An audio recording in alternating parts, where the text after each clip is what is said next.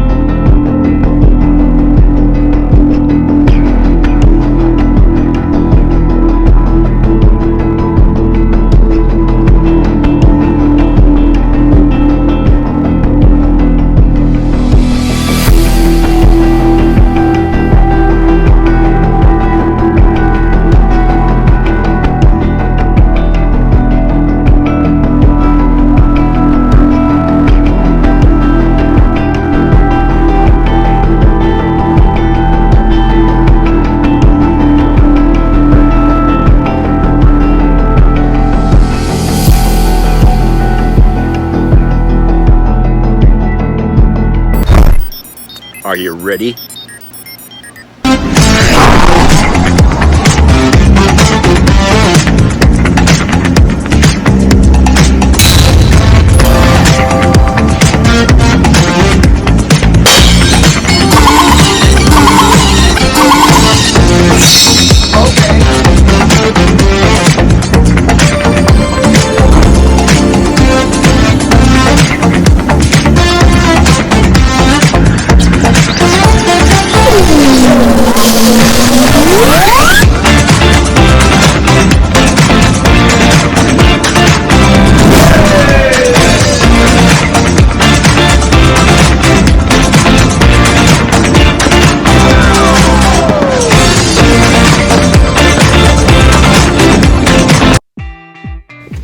Hey everybody, it's Jeff.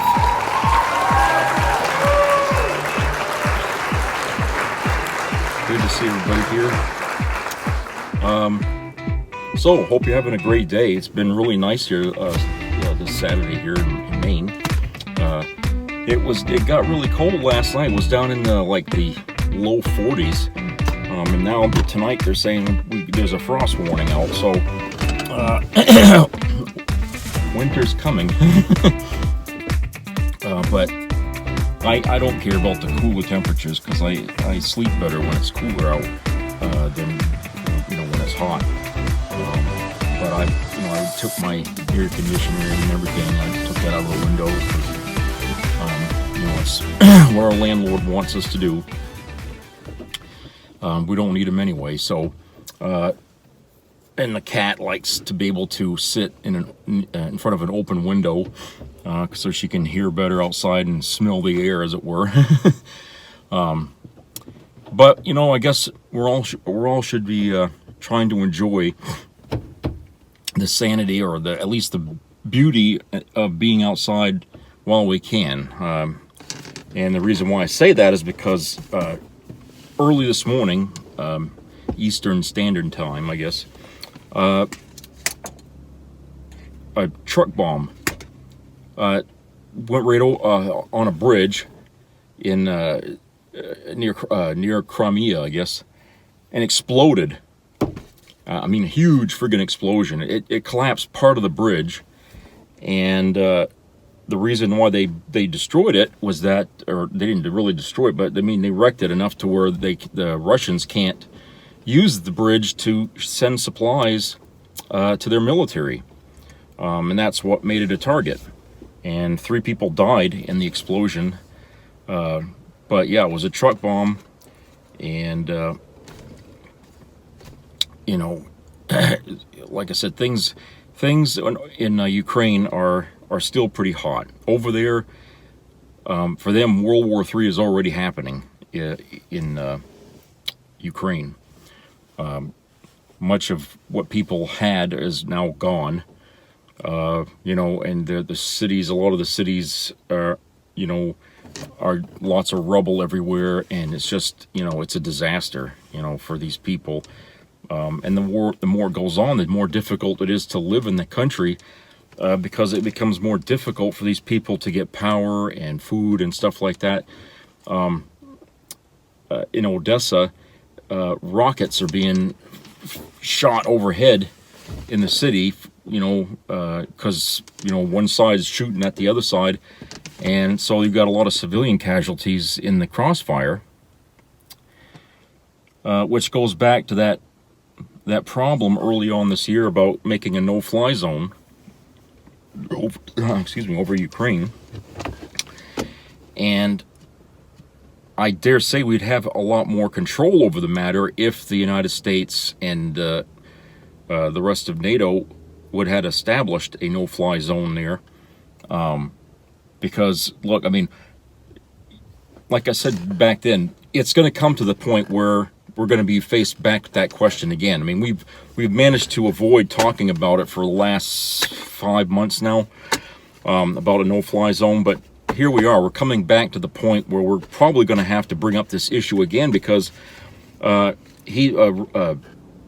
is sending flights into civilian areas now, and they're bombing the hell out of it, trying to rack up as much civilian casualties as possible. It's like a war of attrition now, and he's trying to hit all these areas, and the areas that they left, that the Ukrainians took back. And let me see. They got back over 300 square miles of territory that the Russians were holding just this week alone, and they're finding dead bodies everywhere. Russian troops just left behind in the streets there to rot. Okay, and also they're finding dead children everywhere too. So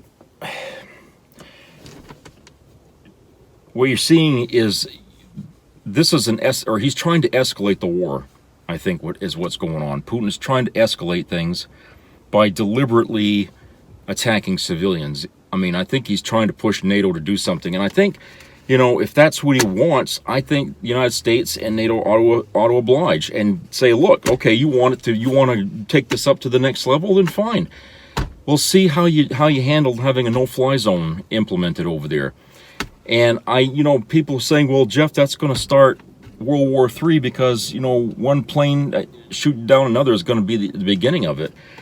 It can be, or it can't, or it can't be. But people need to understand, we are already fighting World War III right now. This is the early parts of it, okay? World War III is not about exchange of nukes, okay? It's about countries fighting other countries. And what we got is a proxy war happening in Ukraine, where you got many countries helping out one country to fight Russians. So in this essence, we have a world fighting Russia through Ukraine. Yes, this is a world war, okay?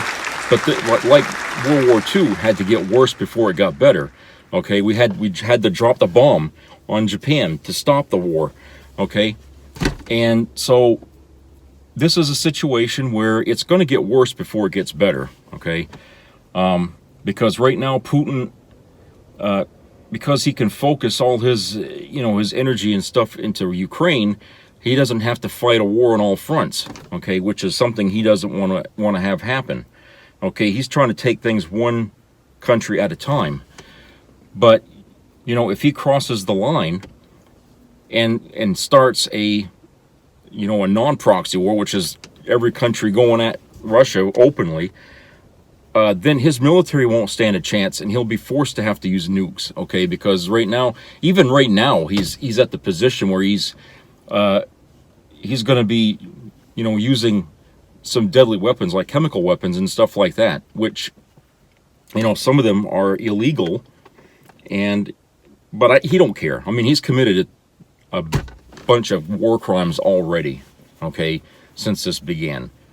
And if he stopped the war right now today, okay, just say he just stopped everything, they could still hang his ass for the things that he's done. I mean, really, because the crimes that he's committed so far would justify the death penalty for him right now. So he knows this. That's why he ain't gonna quit.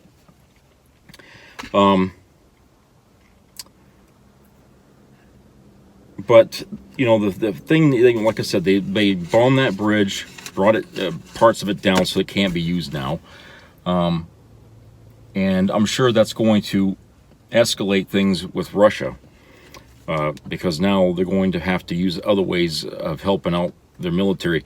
But their military hasn't really been doing very well. I think everybody here can agree that Putin isn't a war leader. Okay, he doesn't have, what can I say?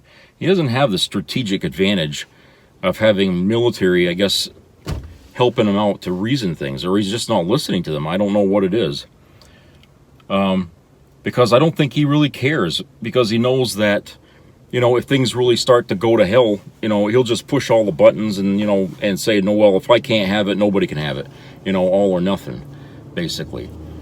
And, you know, what I'm saying is that for this guy, the only way you can stop this whole thing from happening is that Putin is taken down from within, okay, from inside his own government, from inside his own country. The best possible scenario would be that somebody would overthrow him forcefully in the traditional Russian manner, which has been something that they do a lot over there, you know. And I don't understand why, you know, we don't have... Well, maybe we do. They just ain't saying. I was going to say I don't understand why the rest of the, you know, NATO doesn't start sending, you know, agents over there, unmarked as it were, to try to assassinate him. But I think it's because they don't know where he's at. Okay, they don't know where he's hiding. He's definitely not in Moscow, but he's somewhere in a bunker underground, probably, where he's doing all this crap, because he's afraid that if he sets one foot out from where he's hiding, it's going to get blown off by one of his own people. Okay, so with his plan here of hiding underground, kind of the way Hitler did towards the end of World War II, you know, who is going to be down there that's going to be able to put up with his bullshit for long, watching their country being decimated, or their military being decimated by the Western world. I mean, aside from what's going on, for Putin to have been in charge of Russia for the last 20 years or so, okay, they haven't done a whole lot military-wise to keep their military up to date. People over there were saying things that, you know, the Russian vehicles looked all rusted and everything, like they'd been just pulled out of mothballs, and they're just reusing them. Some of the motors on them, they're quitting and stuff like that, you know, and they can't, you know, there's all kinds of mechanical problems going on, and they don't really, the troops don't even seem to be able to fight as soldiers. They're more like they fight as mob or something like that. I mean, they're raping women as they go through Ukraine. They're assaulting kids. They just shoot people at random, you know, for no reason. I mean, they're behaving like the way the Nazis did just before, you know, all-out war broke out with Germany. I mean, they're going around and just having their fun. But they're not really fighting very well out on the battlefield. They're getting their asses kicked on the battlefield, but they're taking it out on the civilians, which is what they seem to do best.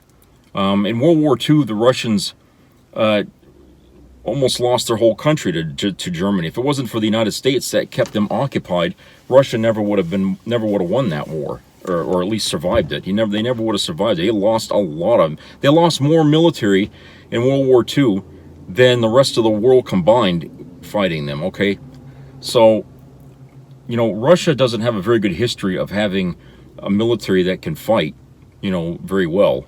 They may have, you know, tanks and all, you know, planes and stuff like that, but they're not very good at fighting. And so I can see that that's still the norm over there today. And the atrocities that they're doing, well, they happen in every kind of war through history, but, you know, they seem to relish in using the war as an excuse to just say, you know, the rule of law no longer applies. We can do whatever the hell we want here now. So that probably explains why they're just leaving dead bodies behind wherever they're kicked out of, you know, the territories. Any soldier that's shot dead stays there on the ground. And of course, they don't bring bodies back to the families that are lost like we do. Okay, they don't recover nothing. And so right now Ukraine has to deal with all that mess and carnage, and trying to dig mass graves to bury all these dead soldiers and dead civilians in, because the Russians aren't going to bother with it. And plus now the Russian military has violent prisoners serving in their military now, because they need supplements for their troops. They're losing so many, and the territories that they have, they're trying to recruit Ukrainians to fight with the Russians against their own people. I mean, that I've said that in a previous thing, but it's just illustrating just how lopsided the military is now over there with the Russians. And while the Ukrainians seem more organized and everything, the Russian military is really just, laughable. And I mean, laughable, it's not funny, but it's on the level of the way Iraq was when we went into Iraq and took out Baghdad and stuff like that. They didn't really have a military to speak of, and what they had wasn't enough to even. So I mean, it's just, the Russian military is not what it was, or what it used to be anyway, back when I was a kid. Okay, all those days are gone for them, and that's because they haven't been investing money in their military. They've been so busy, the government over there stealing money, that who knows what the hell they've been doing with all the money. I know that they've pretty much shut down half their, or more than half their navy, by dismantling all their subs and stuff, pretty much. I mean, they probably have a few, but not many. But most of their nuclear subs are just scrap metal now. But I think what people are, right now are worried about is the idea that there's nuclear power plants in Ukraine. And it's become apparent that Trump doesn't have any problem with shelling them to make them shut down, okay? And so they shut it down because there was an area that they, around that part where in Crimea, that they, where they blew the bridge up, there was a plant about 50 miles from there, and the Russians were hammering it to shut it down, and they did. They shut it down before the damn thing got more damaged. And so, again, he's trying to control, the functionality of Ukraine. And, people just don't want to have a nuclear accident take place, because that would be, for Ukraine, just as bad as having an all-out nuke war in the world, okay, with all that radiation everywhere. I mean, Jesus.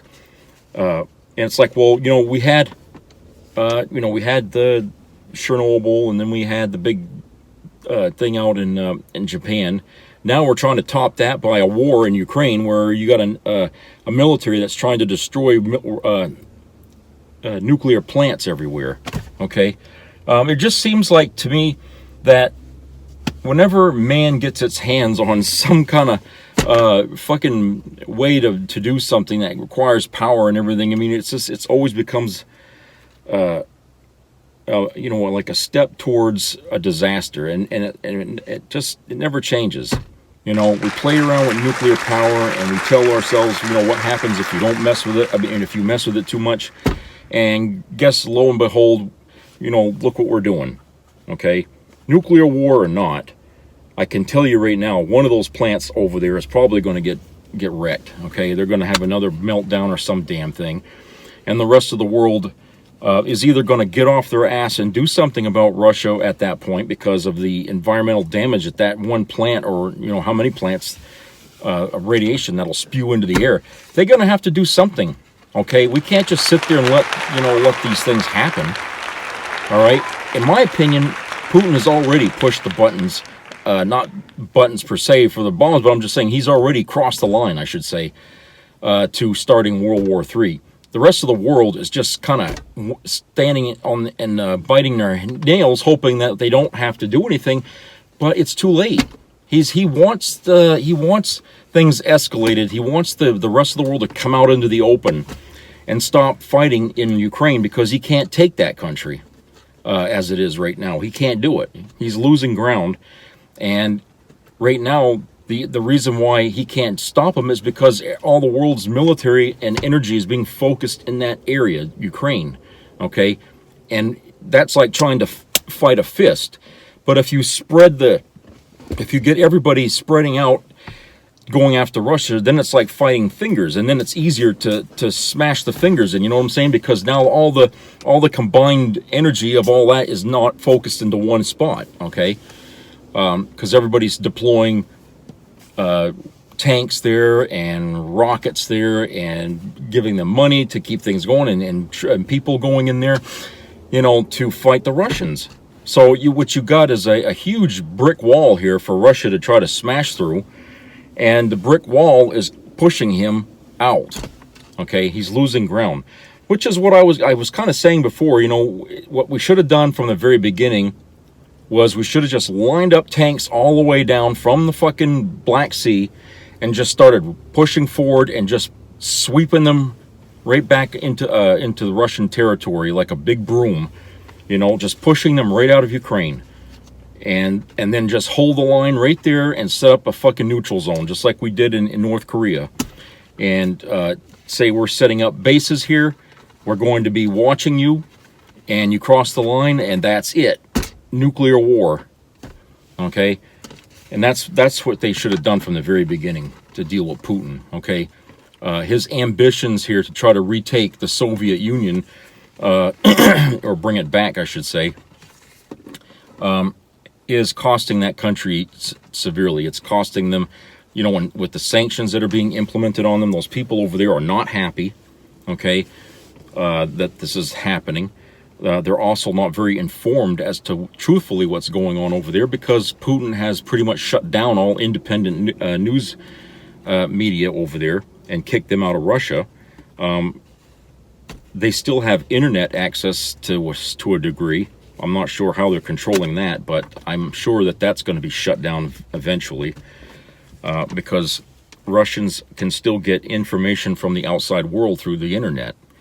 And as long as that's there, you know, that's going to be a problem. He's fighting a war with his own people as well. I mean, you know, the information war and the rising, I'm not going to say rebellion, but the rising protests, you know, that are coming from his own people. They've had to round up hundreds of Russian civilians and lock them up, okay, because they become, you know, a problem. So, you know, not only is he fighting a war in Ukraine, but he's fighting a war with his own people. I mean, the whole area of the world is like burning right now. So it's just, it's a point where, you know, people wonder just how much information Putin does get about what's going on, if he's even getting any at all. Okay, I don't know if that's even an issue, but I'm sure that, you know, whatever they're telling him, whoever's trying to guide him, if anybody, they're not leaving much on the table as to consequences of what he's done. Okay, that's assuming he's getting advice at all. Okay, if he's not, and he knows what's going on, then he simply doesn't care. All right, he's just, you know, trying to slam the iron fist down on his people as hard as he can. But yes, things over there are still pretty volatile, and we have no reason to think that a nuclear war can't break out at any time from now on until this matter settles, whenever it does. But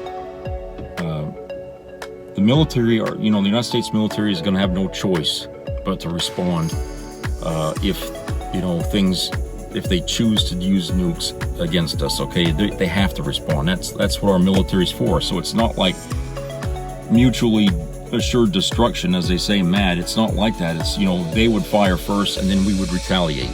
Okay, unfortunately, that means both sides would lose anyway, or at least lose big in population and cities, and God only knows what that would do to the world. But I'm hoping that there's enough sanity in the Russian government to prevent that from happening. And it seems to me like the only way that's going to be able to happen is if a coup was attempted to get rid of Putin and his government. Like I said, this matter only ends inside Russia. It began in Russia. It has to stop in Russia.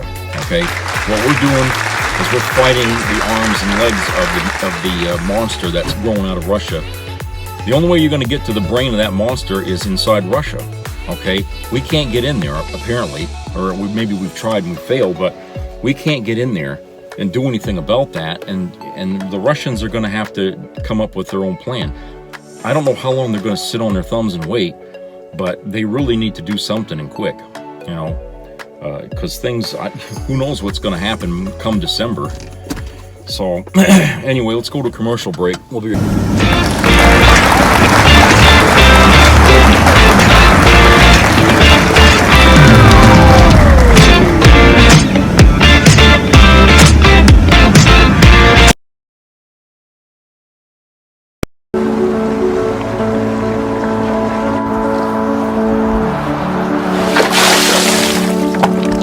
This is me. This is me.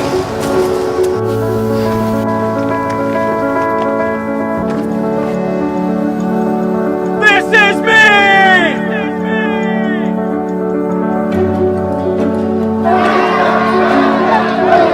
This is me. I'm Alex Curtis. I'm a lobsterman in Maine, and this is me. I'm Ruth McLaughlin, and this is me. I'm Eric Hopkins. I'm an artist, and this is me. This is me. Me. This is me. This is me. This is me. At the end of the journey, the main thing is you, original. Once upon a time, in a place called Mzansi, the people loved driving cars everywhere. They used lots and lots of electricity and chopped down many trees for firewood. And then a very strange thing happened. The weather began to change. In some places there were droughts where before there was rain. In other places the rivers flooded. The grown-ups realized they were contributing to the strange weather. They discovered if they used clean energy and less electricity, they could save Mzansi for their children. What happened then? How the story unfolds is up to each and every one of us. Switch off, recycle, change. Help save tomorrow. We need to send a very big message to the federal government that we're not going to take this anymore. We need to fire the federal government. Interesting idea. Maybe it's a good idea. Of course, 42% of Arizona's budget comes from the federal government, so that would require a 72% increase in state taxes to fill the gap. You got that kind of money? No more Social Security checks. No more Medicare. Luke Air Force Base? Gone. In fact, say goodbye to most of the Air Force, Army, Marine bases all over the state. Arizona students would need to figure something else out because federal student aid would have to go. And sadly, all the national parks, including the Grand Canyon, well, they'd have to close. And we'd also lose all of our air traffic controllers, which sounds fun. But hey, drug traffickers would be happy. There wouldn't be a DEA in the state anymore. We need to fire the federal government. Right now, Carrie Lake is just a kook with crazy ideas. But if Arizona elects her for governor, her crazy ideas could crush Arizona's economy, raise our taxes, make our communities less safe, and turn Arizona into a national joke. Does this still sound like a good idea?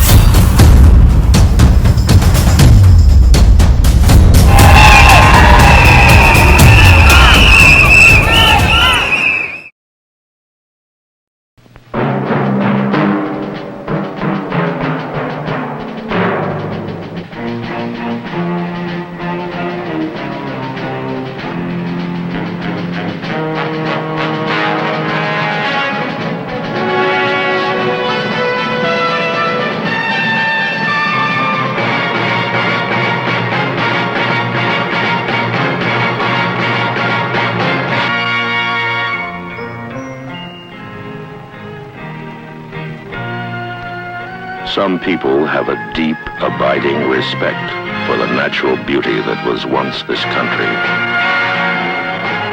And some people don't. People start pollution. People can stop it. Write for Pollution Booklet, Box 1771, Radio City Station, New York.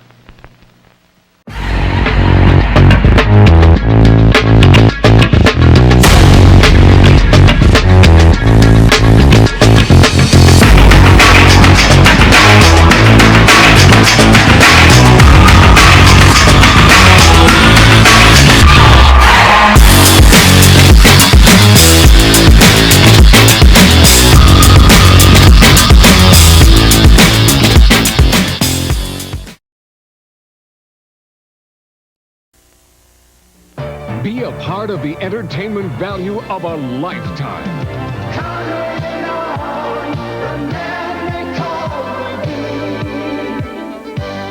I loved it.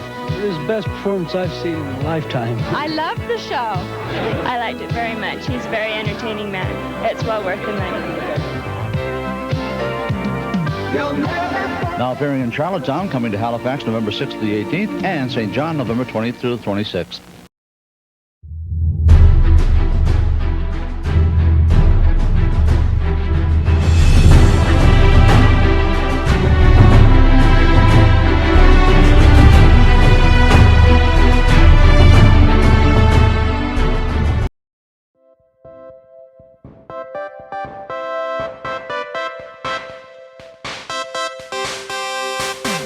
Okay, everybody, welcome back.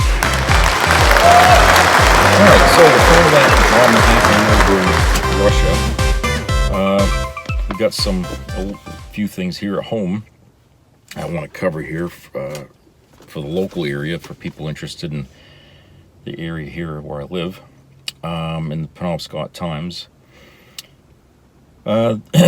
Bangor plans an extensive cleanup of homeless encampments this fall. Yeah, we got a growing problem here with that, okay? And a lot of these people that are homeless here are not even people from Maine. They're from out of state, they're finding out. Like Massachusetts and New York and stuff like that. Why are they coming up here? I don't know. Bangor has made plans to clean up city homeless encampments this fall and connect homeless residents to services as winter approaches and the number of people living outside with no permanent shelter has continued to grow. The announcement came during a city council meeting on September the 26th, the same day a dozen residents spoke before the council to express their frustration at the city's growing homeless problem. The announcement and comments from residents happened a week after the Bangor Daily News published an article outlining how a city-led effort to work with surrounding communities to stem the tide of homeless people coming to Bangor for shelter and services had petered out, and that the city has no overarching strategy to address homelessness. A handful of people cited that article during public comment and pointed out winter is fast approaching and homeless people will need to find alternatives to sleeping outside, likening it to a humanitarian crisis that warranted immediate action. Others call for the city to improve its communication with residents and to use some of its $20.4 million in federal aid from the American Rescue Plan Act to build affordable housing. Quote, "We are begging you to pay attention," unquote, said Deborah Johnson, the administrative vice chair of the Greater Bangor Democratic Committee, which held a panel about the housing crisis on September the 24th. The city saw a 20% increase in the number of people living outside between October 2020 and last month. Pastor Terry Dinkins, who runs a warming center at the Mansion Church on Center Street during the winter, anticipated the number would continue to rise as colder weather set in and fewer facilities could offer shelter because of staffing shortages. Quote, "We're going to do our part, but I don't think it's enough," he told the Bangor City Council. Quote, "I think it's going to be a lot more than we had last year, and my fear is those who are unable to find a place to go will die on our streets this year. The Bangor Area Homeless Shelter will not open its warming center until until December the 21st this year due to staffing shortages, but plans to increase its capacity to allow up to 35 people to stay there, said Executive Director Boyd Crowholm. The city has set a tentative date to do an enhanced debris sweep and clean out trash from encampments all over Bangor, during which outreach workers will help homeless residents connect to social services and help them find out or plan out a shelter plan for the winter. City Manager Debbie Laurie said in a council workshop earlier on Monday evening. Those staying at the encampments will not be forced to move, said Patty Hamilton, the city's public health director. Bangor is short on housing for both renters and first-time homebuyers due to low inventory and fierce competition for a limited number of units. While current tenants have seen their rents rise by hundreds of dollars, the City Planning Board approved 2 new 60-unit subdivisions last week, but neither is slated to be complete until next fall at the earliest. Penquis is still in the process of receiving federal funding to redevelop the Pine Tree Inn on Cleveland Street into 36 efficiency units, according to Housing Development Director Jason Bird. Bangor doesn't track residential vacancy rates, but the city's downtown district has 0 residential vacancies, according to Betsy Lundy, the executive director of the Downtown Bangor Partnership. Quote, things are filled before they're even vacant, unquote, she said. State Representative Amy Roeder, Democrat in Bangor, said she heard from 3 people with different landlords who were told their monthly rents would suddenly increase by 30% despite their apartments' dilapidated conditions, and who were facing homelessness because they couldn't afford the higher rents. Quote, this is in tandem with the issue of our unhoused neighbors, unquote, she said. Quote, we don't want to increase the number of our unhoused neighbors, unquote. Doug Dunbar, who leads the advocacy coalition Penobscot County Cares, asked the council to consider using some of its federal American Rescue Plan Act money to build more affordable housing and fund mental health and addiction treatment. Specifically, he urged councilors to use some of the $20.4 million package to construct a shelter village cities like Salem, Oregon, and Burlington, Vermont had built, or are building such villages to house their homeless populations in congregate pod-like structures.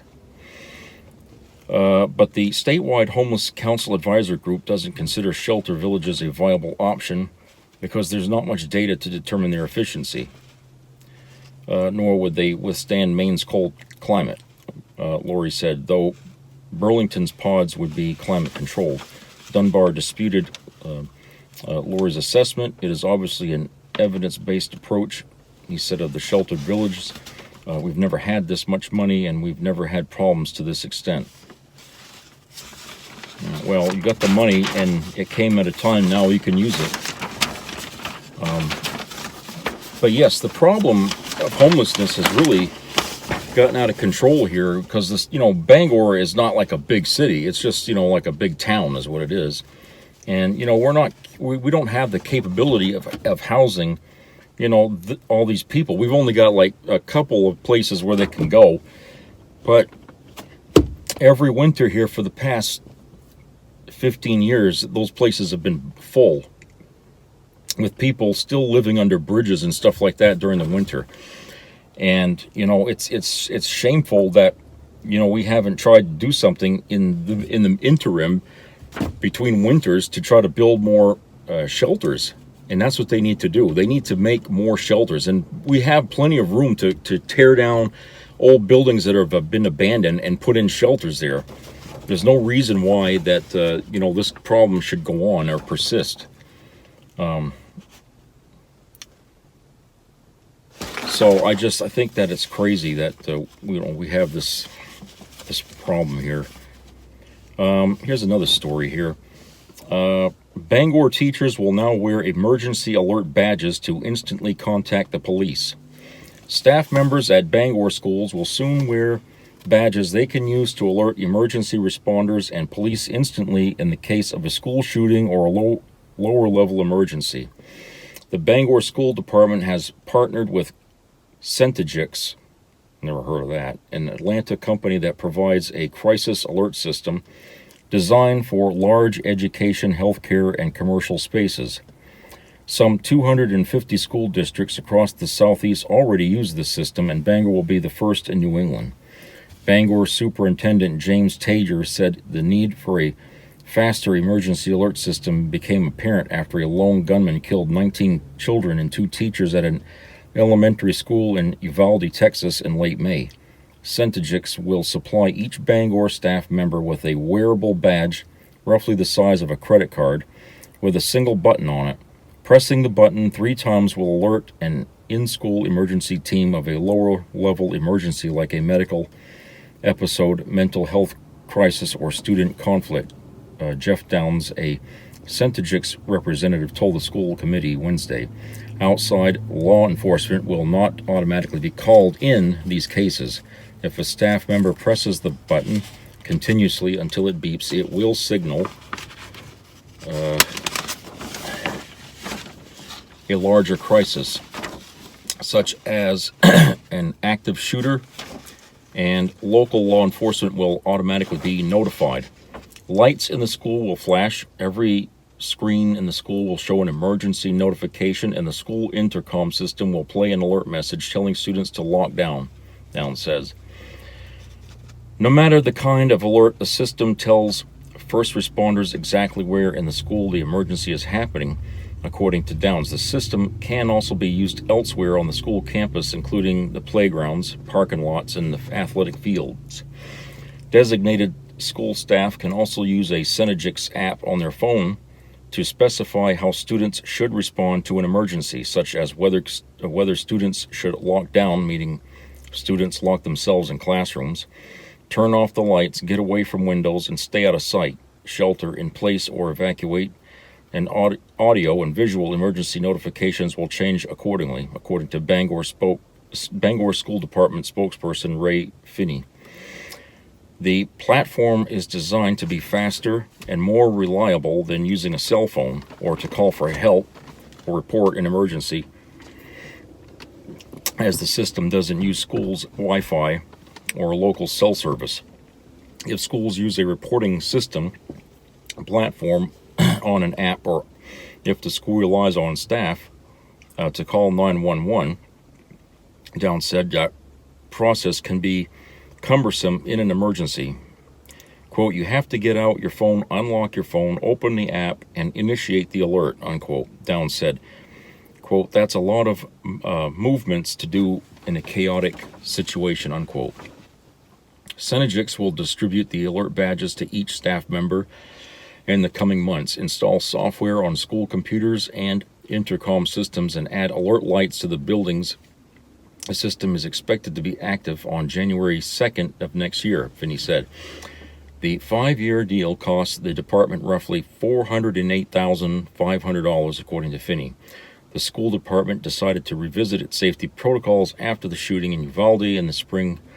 Tager said the Uvalde massacre is the country's deadliest K-12 school shooting since December 14, 2012, when Adam Lanza killed 20 children and 6 educators at Sandy Hook Elementary School in Newton, Connecticut.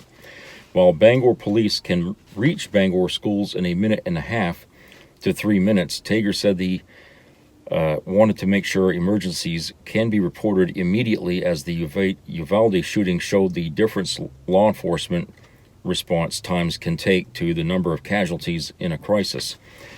Quote, after Uvalde happened, the community became more concerned about safety, unquote, Tager said. Quote, every parent wants to know when their kid goes to school that they'll come home safe. This is one more step to protect our kids, faculty, and staff, unquote. The United States has seen 30 school shootings so far this year, according to Education Week. Some 28 people have died, and 59 have been injured in those shootings. Since 2018, there have been 122 school shootings across the country. With about 3 months left in the year, the U.S. Could surpass the 34 school shootings that caused injuries or deaths in 2021, Education Week reported.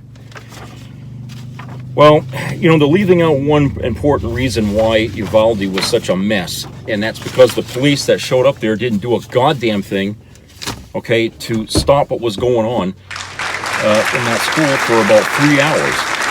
While they were standing outside holding back the parents and threatening them to arrest them if they wouldn't leave, the guy was in there shooting people, okay? And they wouldn't go in. And people were screaming at the cops to go in there and do something, and they wouldn't go in. Yesterday, they suspended the whole fucking Uvalde police department down there. Okay, I don't know if you heard about that, but they did. After, they've done an investigation, everybody in that department's been suspended now. So it looks like they're going to do a house cleaning of staff, perhaps, get rid of cops and replace them. Because obviously, none of those people should have been wearing a uniform that day because they did not do their duty as they were supposed to. Okay, if they were in the military and they pulled that same stunt, they would have all been deserters on the front line. Okay, they all would have been deserters, and they would have lost. They'd have been punished for it. So what they did in Uvalde was inexcusable, is unforgivable. Okay, the death toll would have been smaller. But as far as Bangor doing this to beef up security, I guess the teachers really don't feel safe teaching anymore these days. And if this is what's going to make them feel safer about teaching in school, I guess that's what they got to do. It's a sad sign of our times right now, along with everything else is going on in the world right now. We're starting off the 21st century on a really bad note. Okay, we're 22 years into this century, and we've already got a looming potential all-out war going on that could end civilization. And we have, an environmental problem that's getting worse by the fucking year. Okay, I mean, we've had all kinds of huge storms this year. And Florida was pretty much decimated here from Hurricane Ian or whatever the hell they call it. But it's just it's just a huge thing. And plus, our society is all fucked up. We've got idiots putting their faith in a lunatic for a president. And I'm not talking about Biden. I'm talking about a former president. Okay. And we got kids that are taking their anger out on each other in schools. I mean, this is really a bad. This. It makes the way we started off in the 20th century look like, like we was eating ice cream, okay? Because, we started the 20th century with a world war, and, we had two, actually, before mid-century. So we had two world wars, a depression, okay, the economic collapse, okay, and a Cold War that went on and on and on, okay? So I guess, there's really, when you think about it, I guess it just seems like humanity has a way of just completely shitting on itself and never learning how not to shit on itself. You know what I'm saying? We just can't seem to stop and think before we do anything. And half the reason is because of morons who don't want people to read history, don't want people to read science, don't want people to be involved in anything that's going to disrupt their bubble that they live in. The deniers out there. And it's funny, we say they're the minority, but for a minority, they're pretty good at fucking things up in the world, aren't they? Never say that the minority has no power. They got a lot of fucking power. Because when people are down, that's when they're the worst. That's when they're at their worst. And they're buying, Penobscot County is going to use federal funds to buy 24 new bulletproof vests for the sheriff's office. So that's something else that they're doing. Although I haven't heard much about people getting shot on line of duty, but I guess they feel like, it's the same thing as the teachers. I mean, if they feel like they have to do something, invest in something, or they're not going to work, then they're going to buy these bulletproof vests if that's what makes them feel safe, Because what happens in the rest of the country impacts you know, people living, you know, in the smaller parts of America. You know, the shit goes around. Well, I guess that's it here for what I can find that's interesting to read in the local news. But you know, we do have issues here going on in Bangor.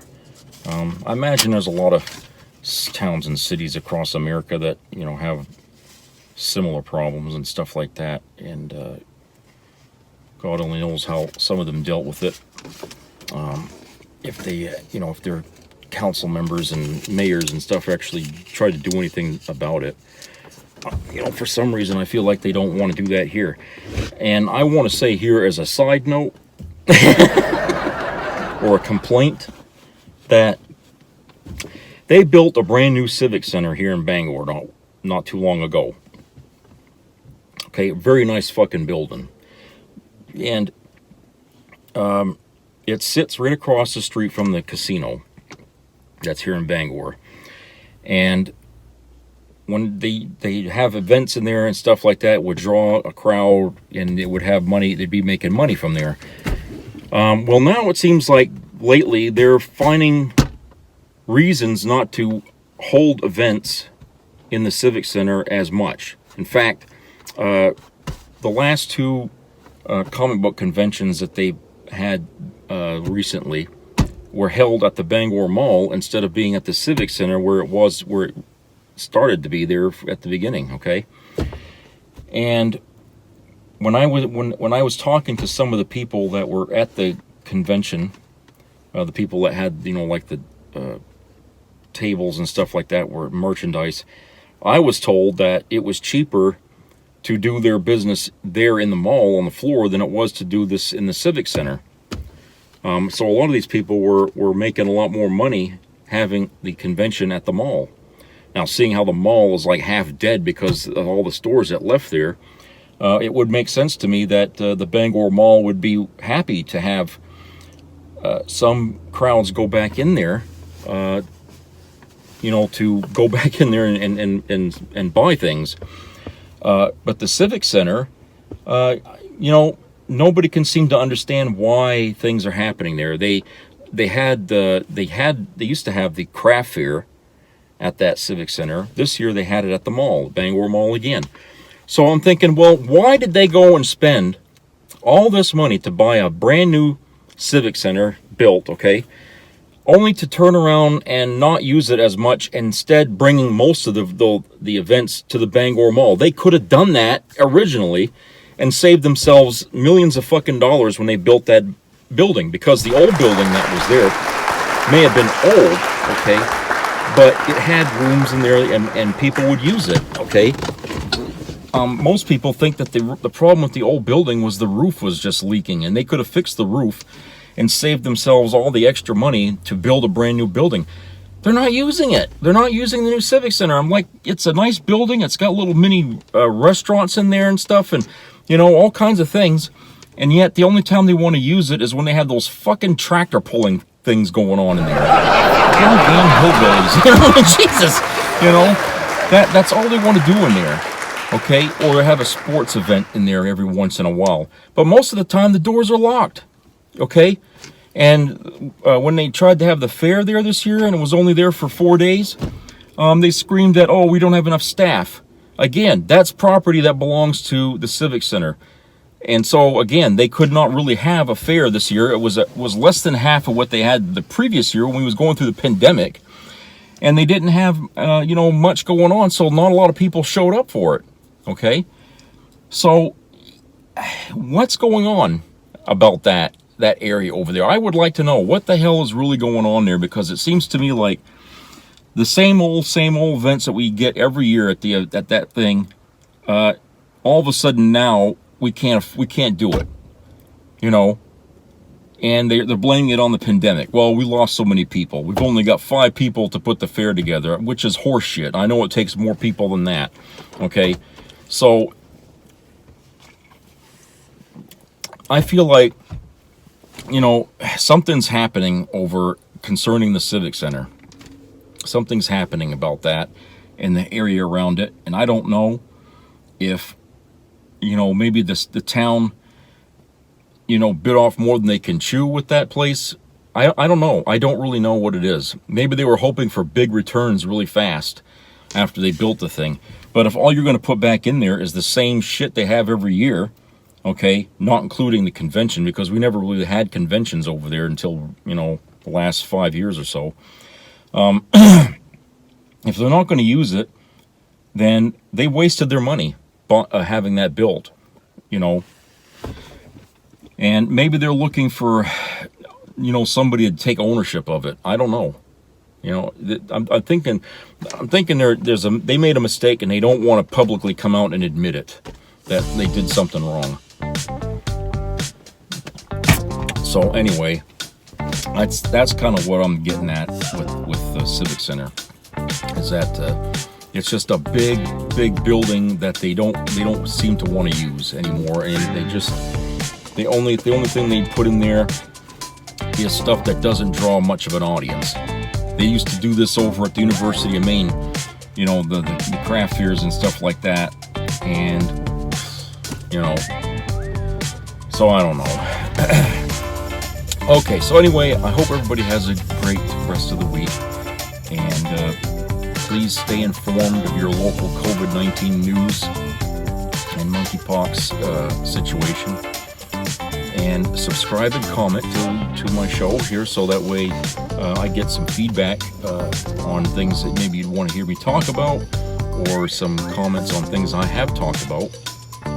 Love to hear it. And treat each other respectfully. Be nice. Being nice takes less effort than it is to be angry. You don't use as much energy. So I will talk to you again later, so take care, everybody. Bye-bye.